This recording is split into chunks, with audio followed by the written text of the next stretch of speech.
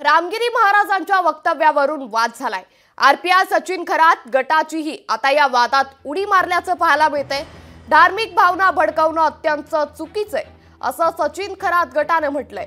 रामगिरी महाराजांवर कायदेशीर कारवाई करावी, खरात गटाने उपमुख्यमंत्री देवेंद्र फडणवीसांकडे मागणी केली आहे। नाशिक जिल्ह्यातील सिन्नर तालुक्यामध्ये रामगिरी महाराजांनी मुस्लिम समाजाचे धर्मगुरू यांच्याविषयी चुकीचं वक्तव्य केल्याचं समजत आहे। या त्यांच्या वक्तव्याचा Republican party of India Kharat पक्ष निषेध करत आहे। अशा धार्मिक भावना भडकवणे अत्यंत चुकीचं आहे।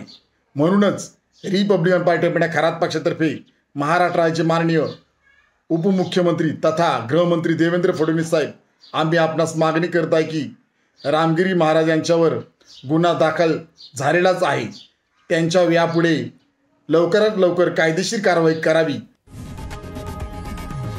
लोकशाही मराठी ऐका, पहा, जागरूक रहा।